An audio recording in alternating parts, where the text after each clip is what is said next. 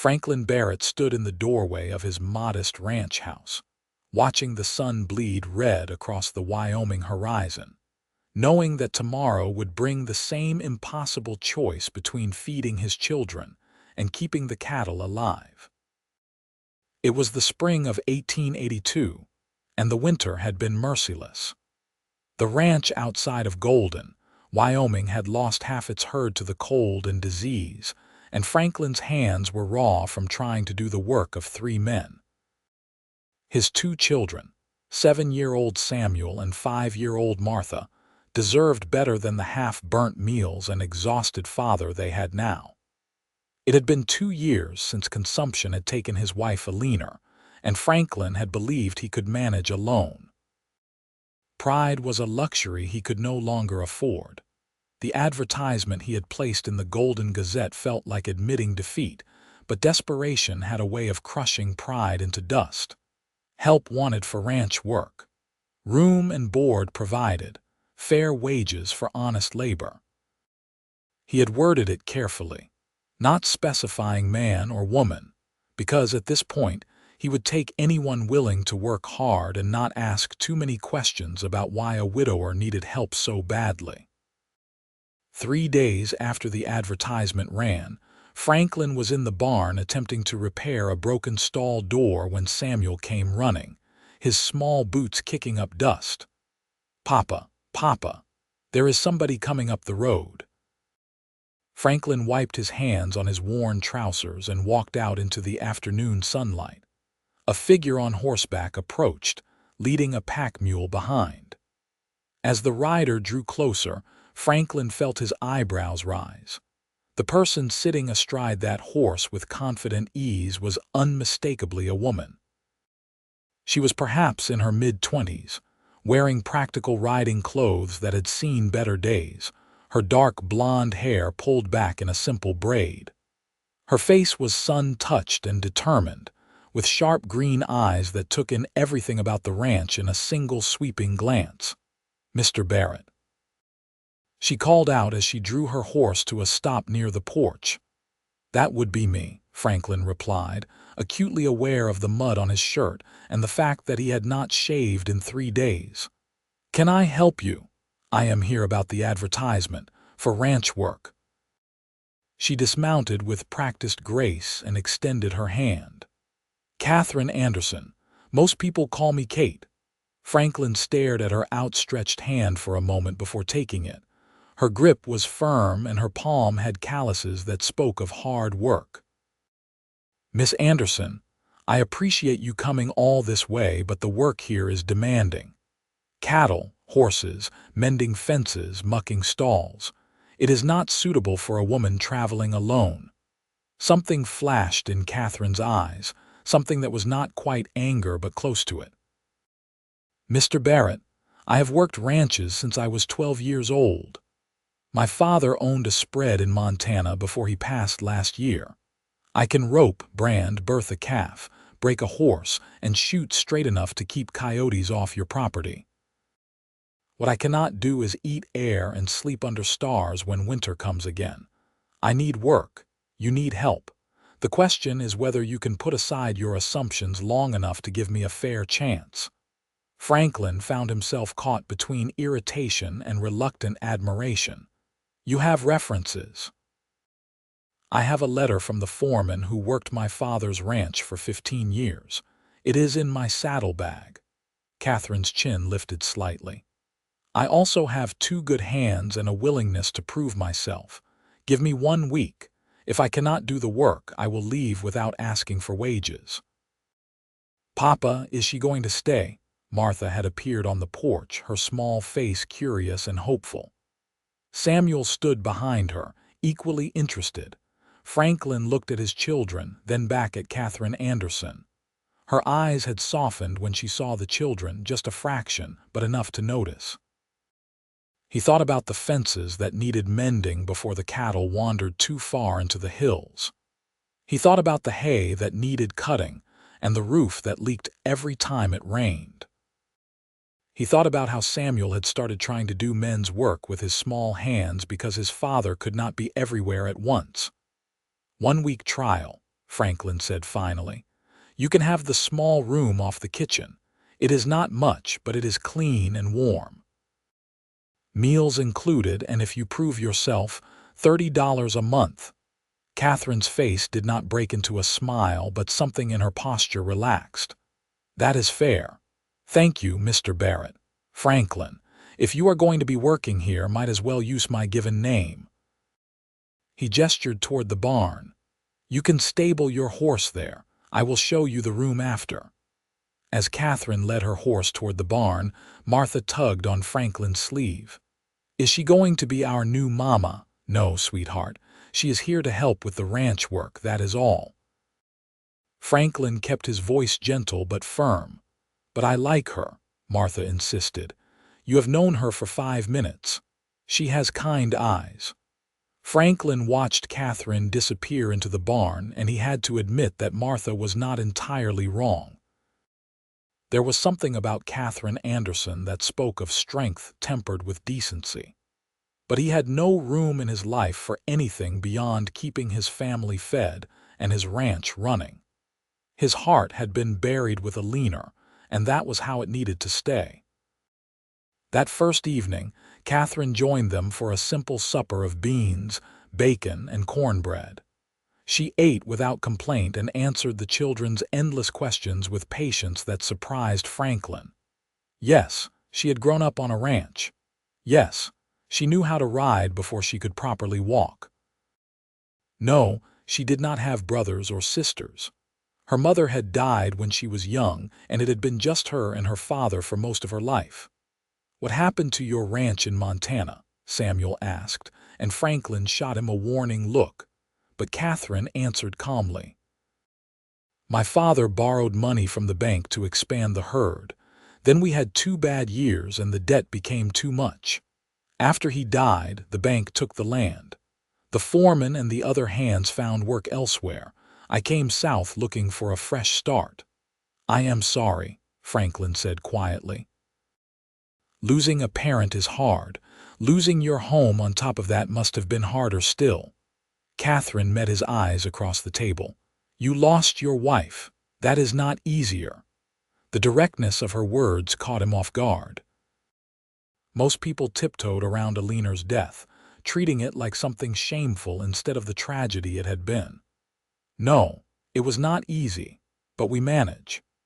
After supper, Katherine insisted on helping with the dishes despite Martha's attempts to show her every toy and drawing in the house. When the kitchen was clean and the children finally settled in their beds, Franklin found Katherine on the porch, looking out at the darkening sky. "It is beautiful here," she said as he stepped outside. "Different from Montana, but beautiful in its own way." "It can be harsh too," Franklin replied, leaning against the porch railing, "especially when you are trying to run it alone." "Then it is fortunate you are not alone anymore." Katherine glanced at him. "At least for a week." Franklin allowed himself a small smile. "At least for a week." The next morning, Katherine proved she had not exaggerated her abilities. She was up before dawn, already feeding the horses by the time Franklin made it to the barn. She worked with an efficiency that came from years of experience, and she handled the animals with a calm confidence that even the more temperamental horses responded to. "That one there, the bay mare, she has been favoring her left foreleg," Katherine said as Franklin joined her. "Mind if I take a look?" Franklin nodded, and Katherine approached the mare with slow, steady movements, speaking in a low, soothing voice. The mare, who normally shied away from being handled, stood relatively still as Katherine ran her hands down the leg and carefully examined the hoof. "Stone bruise, I think. Not serious, but she should rest for a few days. Do you have any poultice?" In the tack room. They worked together in comfortable silence, treating the mare's hoof and then moving on to the other morning chores. Franklin found himself watching Katherine when he thought she was not looking, noting the way she moved with purpose, never wasting motion or energy. She was pretty in an understated way, with a spattering of fractions across her nose and laugh lines around her eyes that suggested she had not always lived such a hard life. By midday, they had accomplished more than Franklin usually managed alone in a full day. They took a break for a simple lunch of bread and cheese, eating in the shade of the barn while the children played nearby. "You have done well with them," Katherine said, watching Samuel help Martha climb a fence. "I know it cannot be easy raising two children alone while trying to keep a ranch running." "Some days are better than others," Franklin admitted. Eleanor was the one who was good with them. Patient, creative, always knowing the right thing to say. "I just try not to ruin what she built." "You are too hard on yourself. They are good children. Happy, curious, respectful. That does not happen by accident." Franklin felt something loosen in his chest, some tight knot of worry that he had been carrying for 2 years. "Thank you. That means more than you might think." The rest of the week passed in a blur of hard work and small revelations. Katherine could indeed do everything she had claimed. She helped Franklin mend the fence line in the north pasture, working under the hot sun without complaint. She taught Samuel how to properly curry a horse, showing him the gentle, circular motions that made the animals lean into the brush with pleasure. She braided Martha's hair in the mornings before work, creating intricate patterns that made the little girl feel like a princess. And slowly, almost imperceptibly, the ranch began to feel different. Not just more organized and better maintained, but more alive. There was conversation at meals instead of exhausted silence.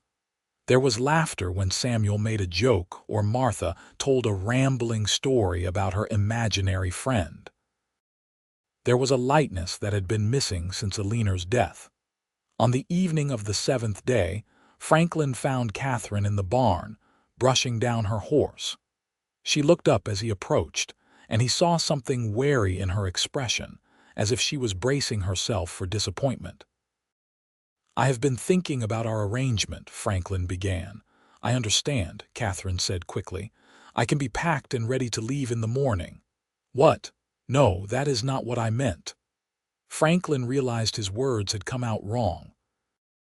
"I wanted to say that the trial week is over and you have more than proven yourself. If you are still willing, I would like to offer you the job permanently. $30 a month, room and board, and Sundays off if you want them." The relief on Katherine's face was quickly replaced by something more guarded. "Are you certain? I know having a woman working the ranch is unconventional. I am certain that you work harder than most men I have known, and that my children have not been this happy in 2 years. If you can tolerate my company and do not mind living in the middle of nowhere, then I would be grateful to have you stay." Katherine extended her hand again, just as she had on that first day. "Then I accept, Franklin Barrett." He took her hand, and this time the touch felt different, charged with a significance he was not quite ready to examine.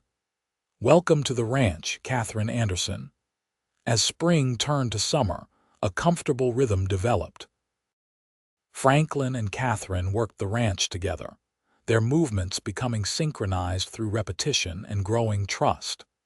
She had ideas for improving things, small changes that made the work easier and more efficient.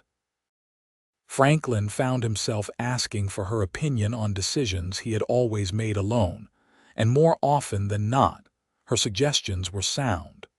The children flourished under Katherine's attention. She told them stories while they did evening chores, tales of her childhood in Montana that were, by turns, funny and adventurous. She taught Martha how to recognize different wildflowers and which ones could be eaten.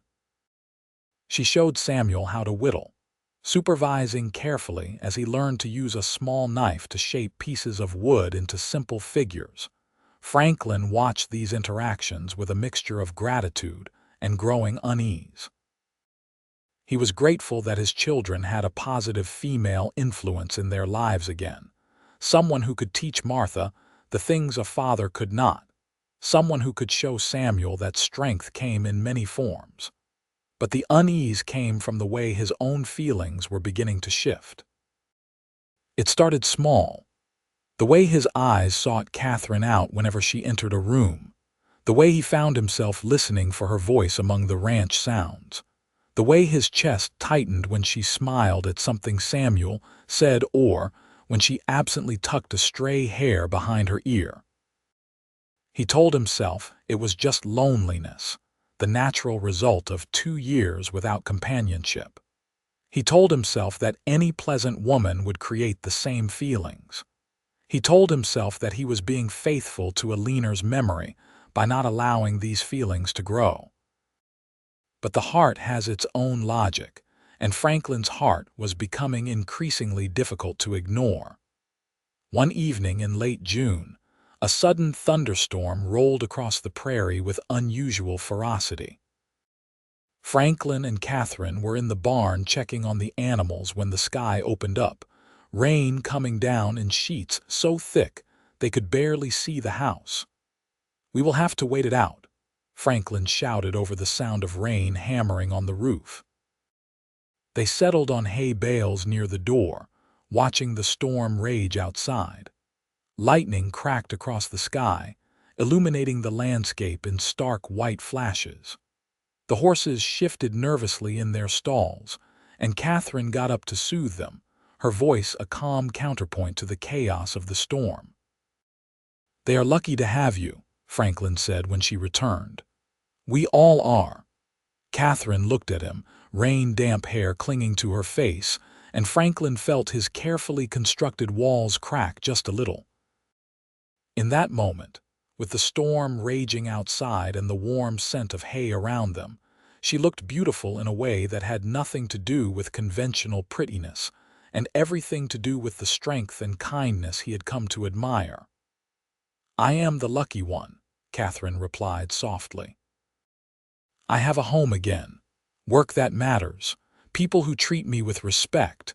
That is more than I dared hope for when I left Montana. You deserve all that and more." The words hung between them, heavy with unspoken meaning. Katherine's eyes searched his face, and Franklin wondered what she saw there. Did she see the widower who was trying so hard to honor his dead wife? Or did she see the man who was slowly, terrifyingly, falling in love again? The storm lasted another hour, and they talked about inconsequential things, carefully steering away from anything too personal.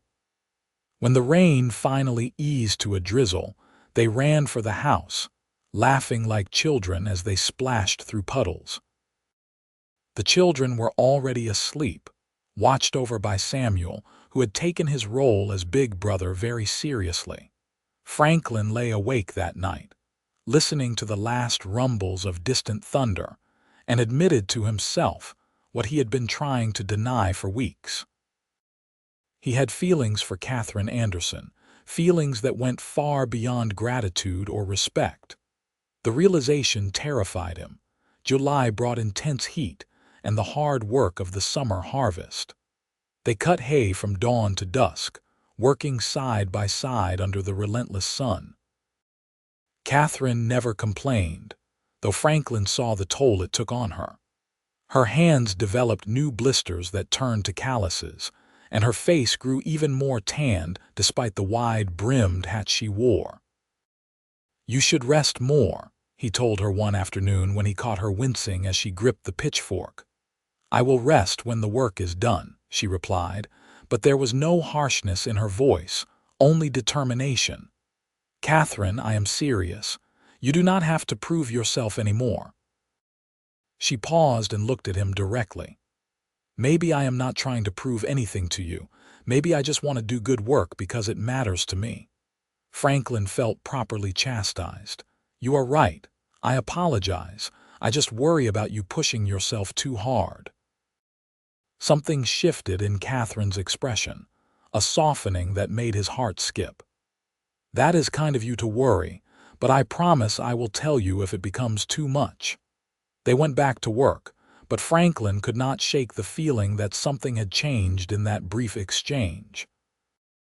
The wall of professional courtesy they had maintained was showing cracks, and he was not certain whether that was cause for hope or concern. The truth was that Katherine had become essential to his life in ways that went beyond her work on the ranch. She had become his friend, his confidant, the person he wanted to share small victories and frustrations with.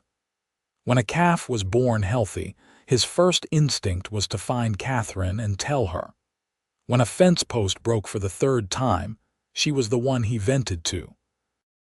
When he woke in the night worrying about money or the children, he found comfort in knowing she was just down the hall, a steady presence in his uncertain world. In early August, the town of Golden held its annual summer social, a gathering that brought together ranchers and townspeople for an evening of food, music, and dancing. Franklin had not attended in 2 years, but Samuel and Martha begged him to go, and Katherine agreed that a break from work would do them all good. The social was held in the town square, with lanterns strung between buildings and a small band playing lively tunes. Children ran wild, drunk on lemonade and freedom. Women showed off new dresses or carefully mended old ones. Men stood in clusters, talking cattle and weather and politics. Franklin felt awkward in his clean shirt and string tie, unused to social interaction beyond necessary business in town. But Katherine looked lovely in a simple blue dress that he suspected was her only good piece of clothing, and the children were so excited that he could not regret coming. "Franklin Barrett, is that really you?" A loud voice cut through the crowd, and Franklin turned to see Harold Winters, a neighboring rancher, approaching with his usual bluster. "Thought you had become a hermit out there on your spread." "Just busy, Harold. You know how it is." Harold's eyes slid to Katherine, open curiosity on his broad face. "And who is this lovely lady? Have you been keeping secrets, Franklin?" "This is Katherine Anderson. She works on my ranch." Harold's eyebrows shot up. "Works on the ranch? Well, that is modern thinking for you, Barrett. Though I cannot say I blame you for hiring such a pretty face." Franklin felt his jaw tighten at the implications in Harold's tone, but before he could respond, Katherine spoke up. "I imagine Mr. Barrett hired me for my ability to work cattle, mend fences, and manage a ranch, Mr. Winters. My face had very little to do with it." Her voice was pleasant but firm, and Harold had the grace to look somewhat abashed. "No offense meant, Miss Anderson, just making conversation." "None taken," Katherine replied, though her smile did not quite reach her eyes. After Harold moved on, Franklin turned to Katherine. "I apologize for him. Harold means well, but he lacks tact. I have dealt with worse. Being a woman in this work means developing a thick skin." She glanced at him. "But thank you for not laughing along with him. Some men would have." "You deserve respect, Katherine. Anyone who cannot see that is a fool." The music shifted to a waltz, and couples began moving toward the cleared area that served as a dance floor. Franklin watched them, feeling a sudden reckless impulse that was entirely unlike his usual cautious nature. "Would you like to dance?" The words were out before he could think better of them. Katherine looked startled. "I am not sure that is appropriate, Franklin. I am your employee. Right now you are my friend, and it is just a dance." He extended his hand, heart pounding. "Unless you would rather not." She studied his face for a long moment, and Franklin thought she would refuse. Then she placed her hand in his. "One dance would be nice." They moved to the dance floor, and Franklin placed his hand carefully on Katherine's waist, hyper-aware of the warmth of her body through the thin fabric of her dress. They began to move, and Franklin was relieved to find that his feet remembered the steps Alina had taught him years ago. "You dance well," Katherine said, surprise in her voice. "My wife loved to dance. She insisted I learn properly."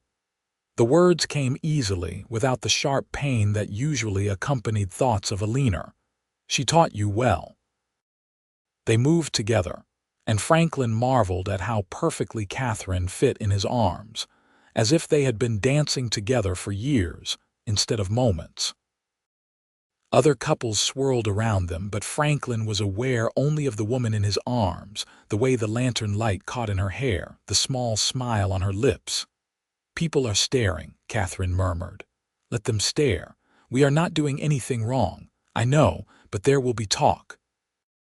Franklin looked down at her. "Does that bother you?" "Not as much as it probably should." Katherine met his eyes, and Franklin saw his own confused feelings reflected there. "Franklin, I need to tell you something." The music ended before she could continue, and the moment was broken by Samuel running up, breathless and excited. "Papa, Miss Katherine, they are going to set off fireworks. Can we watch?" The rest of the evening passed in a blur of fireworks and excited children and careful distance between Franklin and Katherine. Whatever she had been about to say remained unspoken, hanging in the air like the smoke from the fireworks. On the ride home, with both children asleep in the back of the wagon, Franklin and Katherine sat in silence. The stars were brilliant overhead, and the night air had finally cooled from the day's heat. "What were you going to tell me?" Franklin asked quietly, before Samuel interrupted. Katherine was silent for so long that Franklin thought she would not answer. Then she spoke, her voice barely above a whisper. "I was going to tell you that these past months have been the happiest I have known in a very long time. That I have come to care for you and the children more than is probably wise for someone in my position. And that dancing with you tonight felt like the most natural thing in the world, even though I know it should not." Franklin's hands tightened on the reins. "Katherine, You do not have to say anything," she interrupted. "I know you loved your wife. I know you are still grieving. I am not asking for anything, Franklin. I just needed to be honest about my feelings. You deserve honesty in return." Franklin took a deep breath. "Eleanor was the love of my youth, and losing her nearly destroyed me. I told myself I would never feel that way about anyone again, that it would be a betrayal of what we had. But then you came into our lives, and everything I thought I knew started to shift." He risked a glance at Katherine and saw she was watching him intently. "You have made our house feel like a home again. You have given my children the maternal care they desperately needed.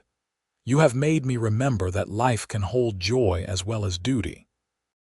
And somewhere along the way, I started having feelings for you that go beyond gratitude or friendship. Franklin." Katherine's voice was thick with emotion. "I am not saying this well. What I mean is that I think I am falling in love with you, Katherine Anderson, and it terrifies me. Not because of Eleanor's memory, but because I could not bear to lose someone I love again. I do not know if I am strong enough to survive that a second time." The wagon rolled on through the darkness, and Katherine reached over to place her hand on Franklin's arm. "Love always carries the risk of loss. That is what makes it precious. But I would rather have a single day of real love than a lifetime of safety without it." Franklin pulled the wagon to a stop and turned to face her fully. In the starlight, Katherine's face was luminous, open and vulnerable in a way he had never seen before. "If we do this, if we take this step, we do it honestly," he said. "No pretending it is just convenience or companionship. I will not dishonor what we feel by calling it something lesser. I would not want that either. The children have to come first. They have already lost one mother. I will not let them get attached if there is any chance you might leave. Franklin, I have no intention of leaving. This is my home now. You and Samuel and Martha are my family." Katherine's voice was steady and sure. "I am not going anywhere." He cupped her face in his hands, rough calluses against soft skin. "Then I am going to kiss you, Katherine Anderson, and hope that I am not making a complete fool of myself."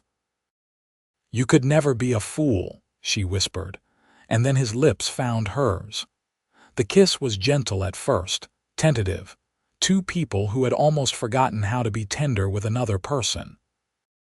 But then Catherine's arms came around his neck, and Franklin pulled her closer, and the kiss deepened into something that spoke of longing and hope and the promise of healing. When they finally pulled apart, both breathing hard, Franklin rested his forehead against Catherine's and laughed softly. "What is funny?" she asked. "I am sitting in a wagon kissing a woman with my children asleep 5 feet away. I feel like a young fool courting his sweetheart. I think it is romantic. You would. You are an incurable optimist. Someone has to be. You brood enough for both of us." They made the rest of the journey home in companionable silence, Catherine's head resting on Franklin's shoulder. When they arrived at the ranch, Franklin carried each sleeping child to bed while Katherine unhitched the wagon and stabled the horses. They met on the porch, reluctant to end the evening. "Where do we go from here?" Katherine asked. "Slowly," Franklin replied. "I want to do this right, court you properly, give the children time to adjust to the idea of us being more than friends and employer." "That sounds wise. But I want you to know, here and now, that my intentions are serious. I am not interested in a casual romance, Katherine. When I am ready to ask you the question I hope to ask, I will mean it with my whole heart." Catherine's eyes shone with tears that did not fall. "Then I will wait for that question, however long it takes." They kissed again, sweet and slow, before reluctantly parting for the night. Franklin lay in his bed, feeling as if the world had shifted on its axis. He had thought himself incapable of love after Eleanor's death, had believed that part of himself was buried forever. But Katherine had shown him that the heart has room for more than one love, that honoring the past did not mean closing the door on the future. The next morning, Samuel noticed something was different immediately. "Why are you smiling, Papa?" he asked over breakfast. "Am I smiling? You are always serious, but today you look happy." Franklin glanced at Katherine, who was trying very hard not to laugh. "I suppose I am happy, son." "Is that so strange?" "A little bit, but I like it." Samuel turned to Katherine. "Did you make Papa happy, Miss Katherine?" "I hope I make everyone a little happier," Katherine replied diplomatically. "Now finish your eggs before they get cold." Over the following weeks, Franklin courted Katherine with old-fashioned deliberation. He brought her wildflowers from the meadow. He saved her the last piece of apple pie. He made sure she had Sundays to herself, even though she often chose to spend them with him and the children anyway. They stole moments alone when they could. Stolen kisses in the barn, hands held while walking the property line, quiet conversations on the porch after the children were asleep. Franklin told Katherine about his childhood, about meeting Eleanor at a church social, about the joy and terror of becoming a father. Katherine shared her own stories about her mother's death, about learning to be strong because there was no other choice, about the loneliness of being the only woman in a world of men. They learned each other's quirks and habits. Franklin discovered that Katherine hummed while she worked, wordless melodies that varied with her mood. Katherine learned that Franklin was ticklish on his ribs, and that he always checked the barn one last time before bed, even if they had just been there. The children adapted to the change with the resilience of youth. Martha announced one day that she hoped Franklin would marry Katherine because then she would have a real mother again.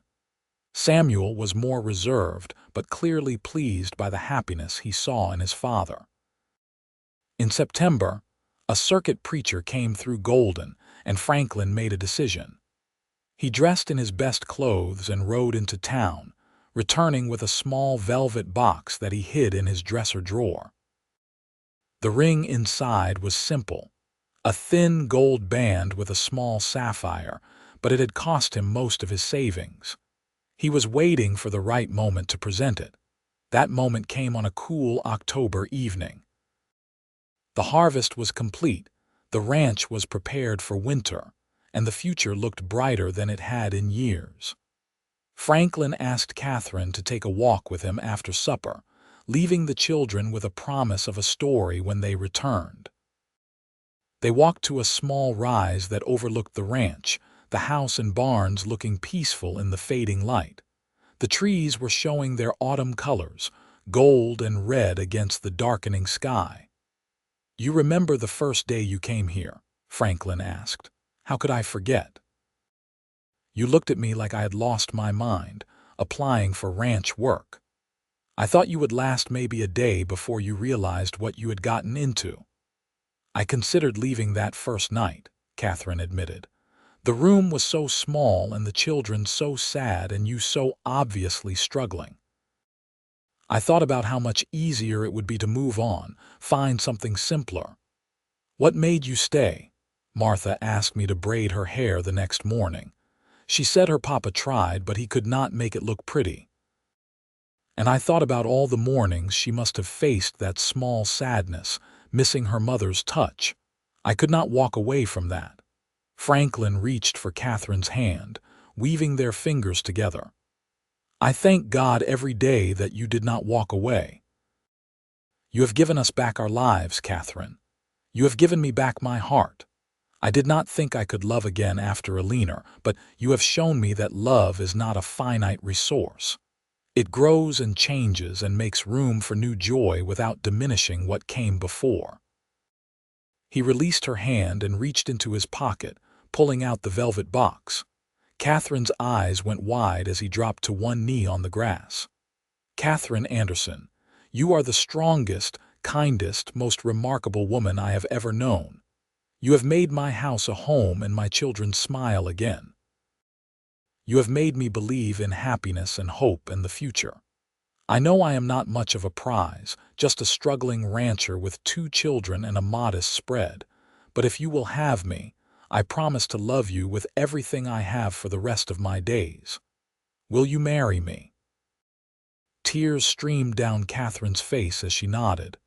"Yes, yes, Franklin, I will marry you, and you are wrong about not being a prize. You are everything I never dared to hope for."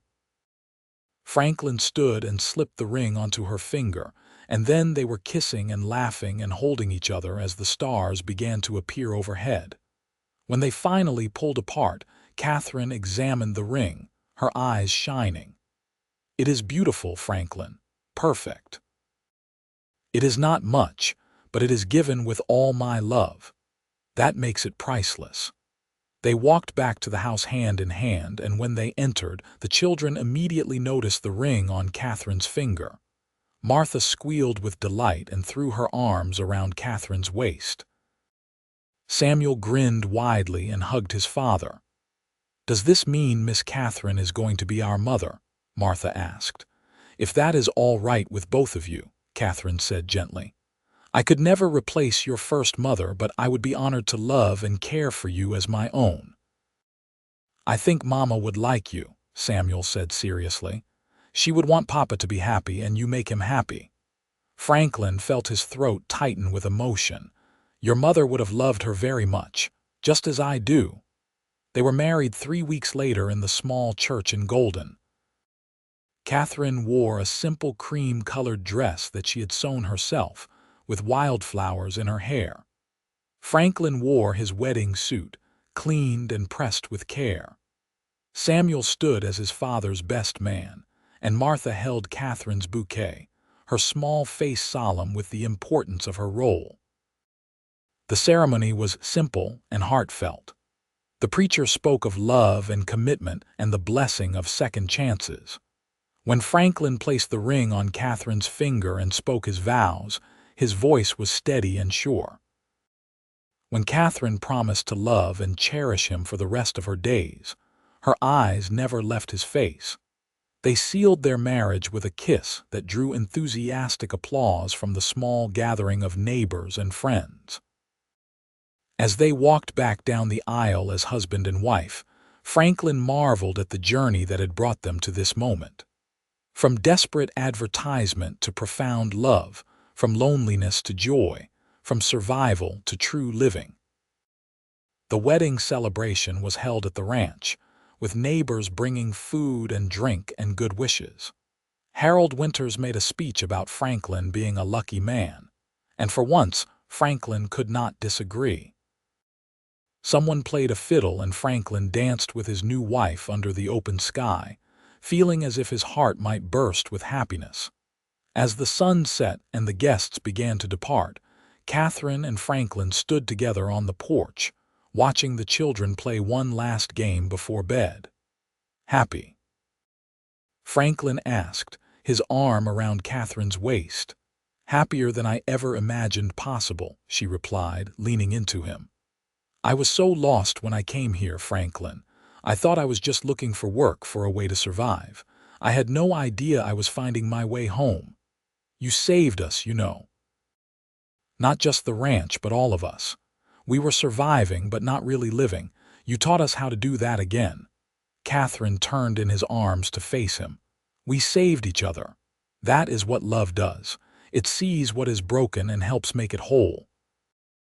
They stood there in the gathering darkness, two people who had found each other against the odds, who had chosen to risk their wounded hearts on the possibility of happiness. Behind them, the house glowed with warm lamplight. Before them stretched the land they would work together, the life they would build, the future they would create. That night, after the children were asleep and the house was quiet, Franklin and Katherine began their marriage in earnest, coming together with a tenderness born of respect and desire and deep, abiding love. They took their time learning each other, finding the rhythms that brought pleasure and connection. Katherine was not a leaner, and Franklin did not want her to be. She was herself, strong and passionate and beautifully real, and that was everything he needed. The first winter of their marriage was harsh, with heavy snows and bitter cold, but the ranch house was filled with warmth. Katherine had a gift for making their simple home feel cozy and welcoming. She sewed curtains for the windows and hooked rugs for the floors. She taught Martha how to knit and helped Samuel with his reading. She and Franklin worked the ranch together, their partnership deepening with every shared task. In the spring, as the snow melted and new grass began to push through the earth, Katherine told Franklin she was expecting a child. The news filled him with a complex mixture of joy and terror. He had already lost one wife to the dangers of childbirth, and the thought of losing Katherine was unbearable. "I am scared," he admitted to her as they lay in bed that night. "I know. I am scared too." Katherine took his hand and placed it on her still flat stomach. "But I am also strong and healthy, and we have Dr. Morrison in town. We will take every precaution, and we will trust that things will work out as they should. I cannot lose you, Katherine. I would not survive it." "Then it is fortunate that I have every intention of being around to grow old with you." She kissed him softly. "Have faith, my love. This baby is a blessing, not a curse." The pregnancy progressed without complications, and Katherine continued to work the ranch well into her 6th month, only stopping when Franklin put his foot down and insisted she rest more. She spent her enforced leisure time sewing baby clothes and teaching Martha how to bake bread, passing on the domestic skills that would serve the girl well in the future. Samuel, now 9 years old, took his role as soon-to-be big brother very seriously. He helped with extra chores so his father could spend more time with Katherine, and he read to her in the evenings from the books they kept in the parlor. As Katherine's time drew near, Franklin became increasingly anxious. He made sure they had clean linens and hot water ready at all times. He arranged for a neighbor woman to be on standby to help with the birth. He checked on Katherine constantly, until she finally told him with exasperated affection that he was driving her mad and needed to find something productive to do. The baby came in November, on a cold morning when frost covered the ground in sparkling white. Catherine's labor was long but not dangerously so, and when Dr. Morrison finally placed the squalling infant in Franklin's arms, he wept with relief and joy. "You have a son," the doctor said with a smile. "A healthy boy with good lungs." Franklin looked down at the red-faced baby, marveling at the tiny perfection of his features, and then at Katherine, who was exhausted but smiling. "What should we name him?" he asked. "I was thinking James, after my father, if that is all right with you." "James Barrett, it is perfect." Franklin leaned down to kiss his wife's forehead. "You are perfect. Thank you for this gift." "We made him together," Katherine said softly. "He is ours." Samuel and Martha were allowed in to meet their new brother, both of them wide-eyed with wonder at the tiny baby. Martha very gently touched James's hand, and when his fingers curled around hers, she giggled with delight. "He is so small, Papa. Was I ever that small? Even smaller." "But you grew big and strong, just like James will." The weeks following James's birth were a blur of sleepless nights and constant feeding, but Franklin had never been happier. Watching Katherine nurse their son, seeing the love and tenderness on her face, made his heart swell with gratitude. He had been given a second chance at life, at love, at family, and he did not take a single moment for granted. As winter deepened, they settled into a new rhythm. Katherine balanced caring for the baby with running the household, and Franklin took over more of the ranch work. Samuel helped where he could, and Martha appointed herself James's special guardian, always wanting to hold him or sing to him or make him laugh. On Christmas Eve, as snow fell softly outside and a fire crackled in the hearth, the five of them sat together in the parlor. James slept in Katherine's arms. Samuel and Martha were stringing popcorn for the small pine tree Franklin had cut, and everything felt peaceful and right. "You remember last Christmas?" Franklin asked Katherine quietly. "You had only been here a few months, and we were still figuring each other out. I remember thinking I had never been happier, even though we were not yet together." Katherine smiled. "And now look at us. A real family. The family I never thought I would have again." Franklin reached over to touch James's downy head. "You have given me everything, Katherine. We have given each other everything. That is what makes it so precious." The years that followed were good ones. The ranch prospered under their joint management, growing from a struggling operation into a successful enterprise. They added more cattle, improved the breeding stock, and built a new barn with the profits. Samuel grew into a responsible young man who loved the ranch life and had a natural gift with horses.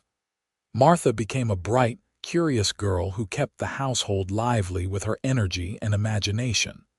And James thrived, a happy child who looked like his mother but had his father's serious nature. When James was 3, Katherine became pregnant again.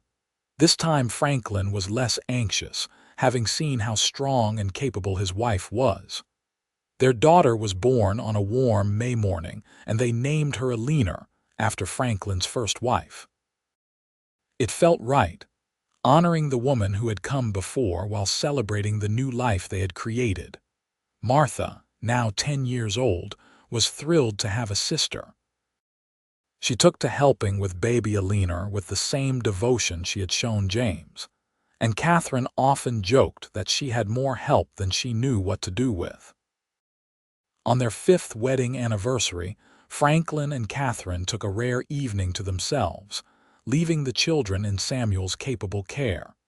They rode out to the spot where Franklin had proposed, watching the sunset paint the sky in shades of gold and pink. 5 years, Katherine mused. "It has gone by so quickly. The best years of my life," Franklin said. "Even with all the hard work and challenges, I would not change a single thing. Not even that time the cattle broke through the fence and we spent 2 days rounding them up," Franklin laughed. "Well, maybe that. But even the difficult times are better when I am facing them with you." They sat in companionable silence, watching the light fade from the sky. Franklin thought about the man he had been when he placed that advertisement in the newspaper, desperate and alone and barely holding on. He thought about the woman who had answered, brave and strong and willing to take a chance on an uncertain future. And he thought about everything that had grown from that unlikely beginning. "You ever wonder what your life would have been like if you had not answered my advertisement?" he asked. Katherine considered the question. "Sometimes, I suppose I would have found work somewhere else eventually, but I do not think I would have found a home or a family or a love like this." She turned to look at him. "Everything I have ever wanted I found right here with you." "I love you, Katherine Barrett, more than words can properly express.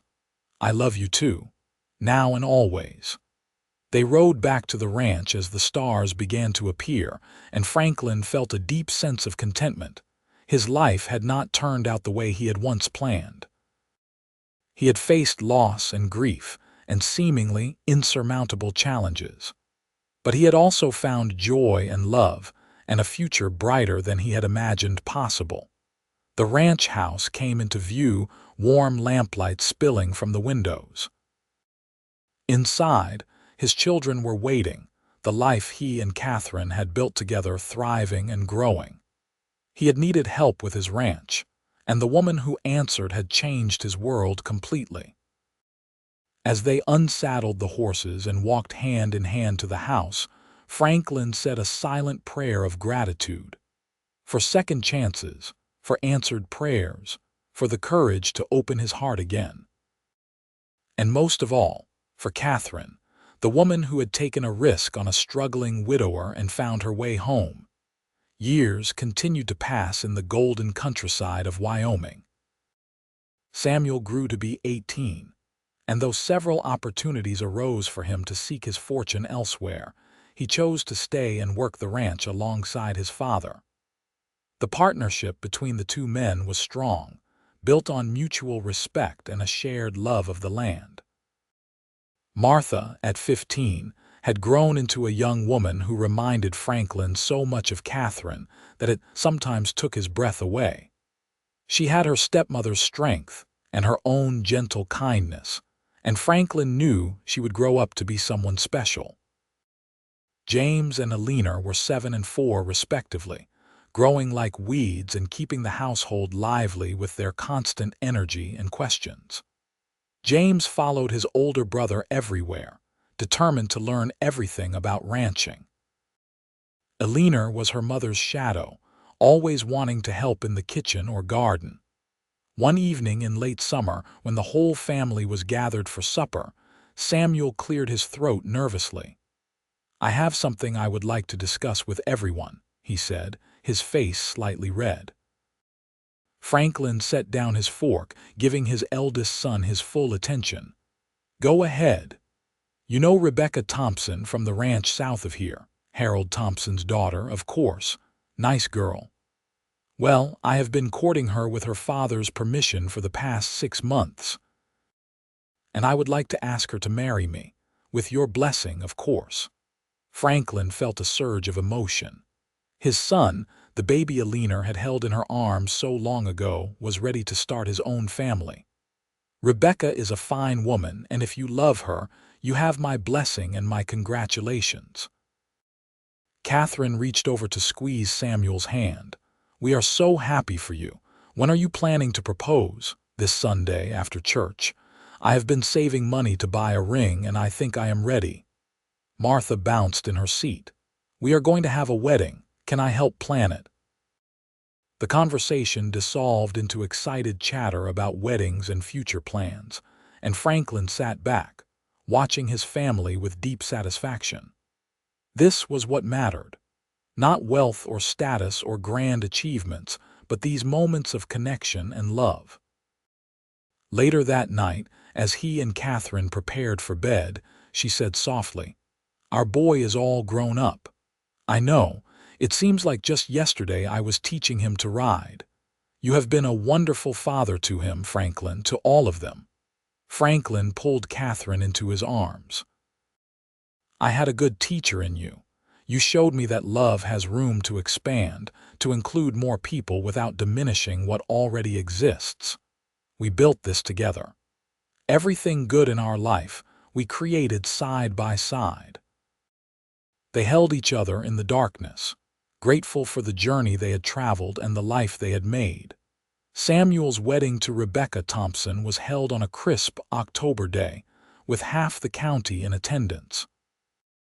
The young couple glowed with happiness as they exchanged vows, and Franklin felt Katherine's hand tighten in his as they watched their son begin his own adventure.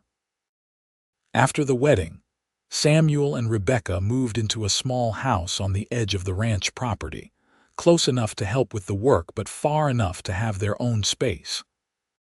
Franklin signed over a portion of the ranch to Samuel, ensuring that his son would have security and a stake in the family business.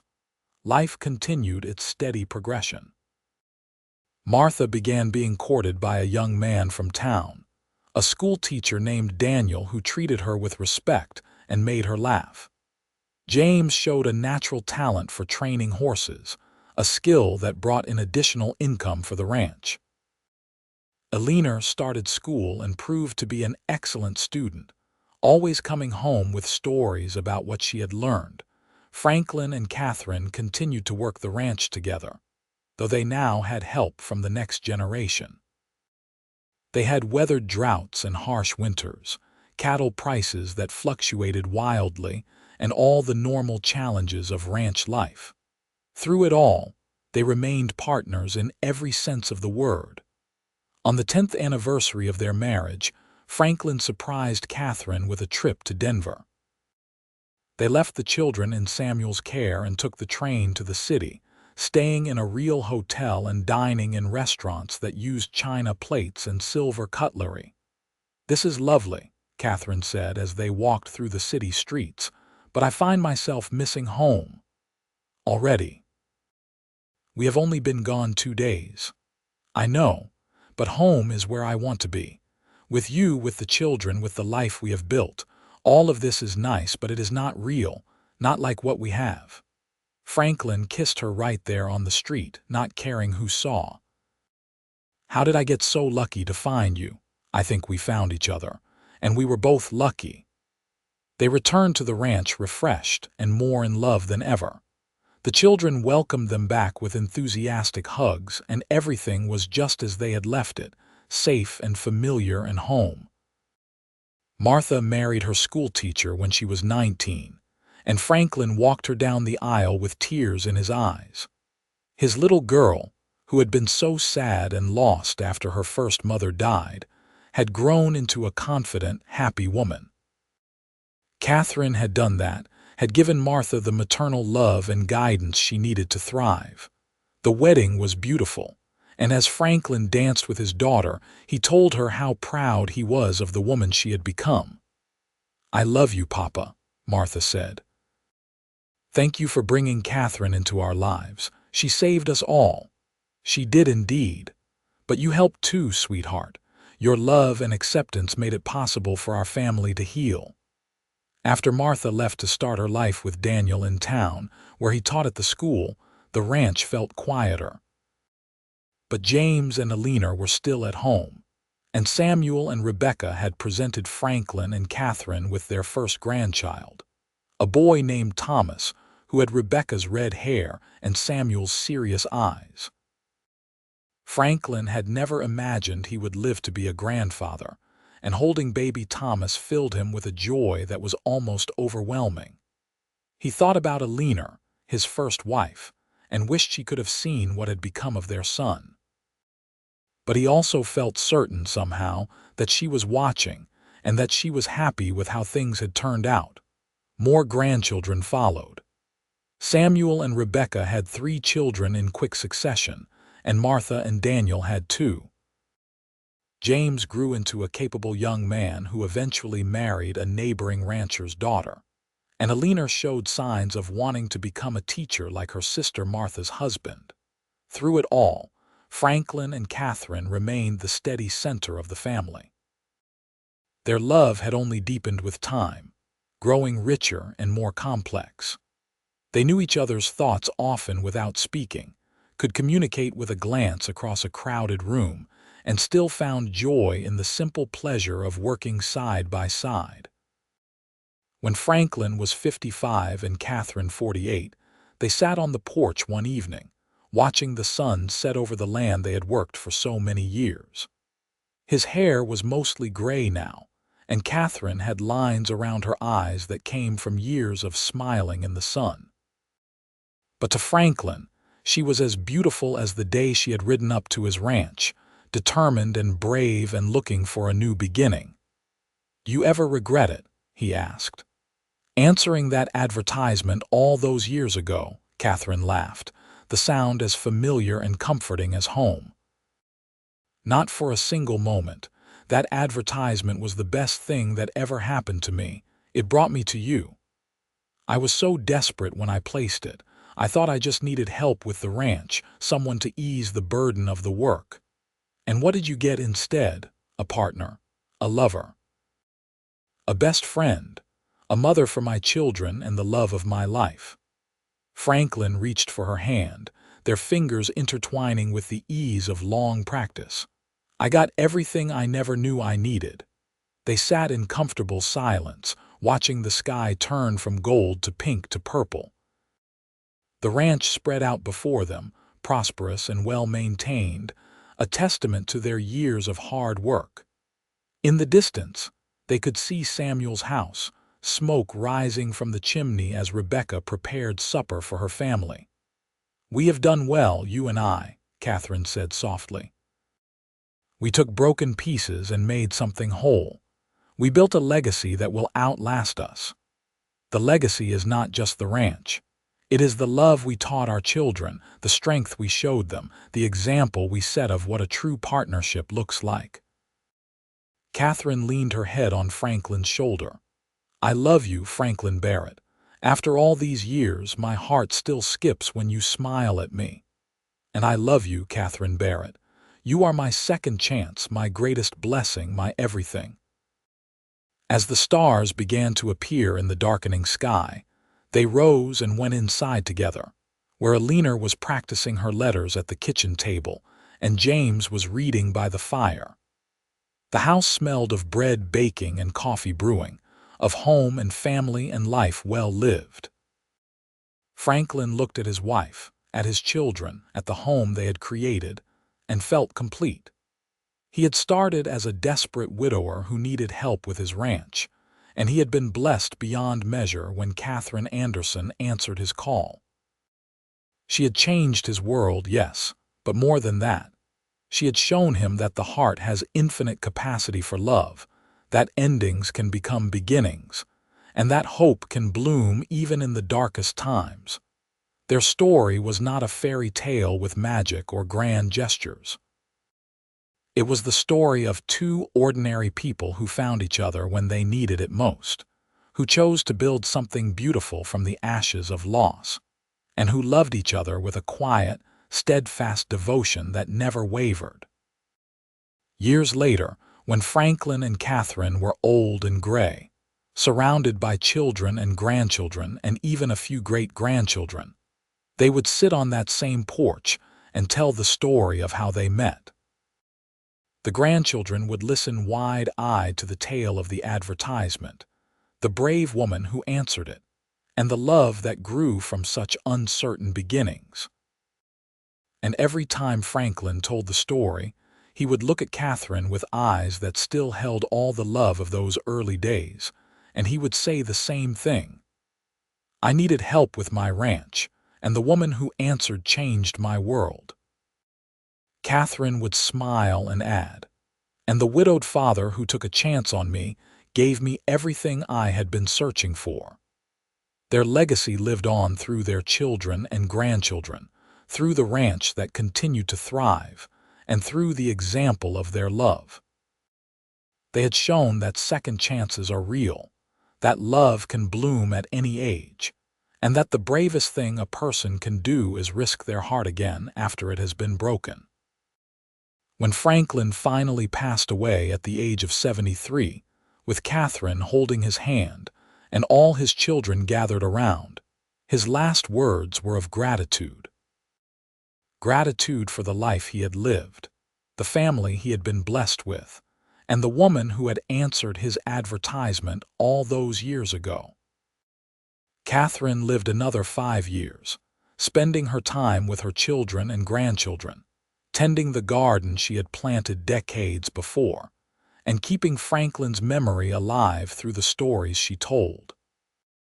When her time came, she went peacefully in her sleep, and those who knew her said she went with a smile on her face, as if she were going to meet someone she had missed dearly. They were buried side by side on a hill overlooking the ranch, under a sky as wide and blue as the one they had watched together so many times.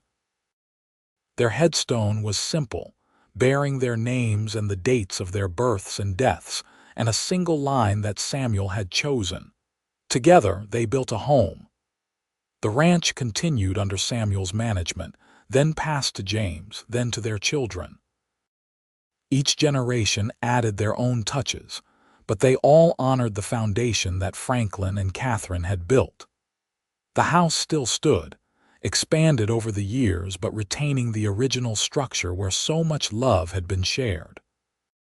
And sometimes, on quiet evenings when the wind blew just right, those who lived there swore they could hear laughter on the porch, the sound of two people who had found each other against the odds and created something beautiful that would last forever.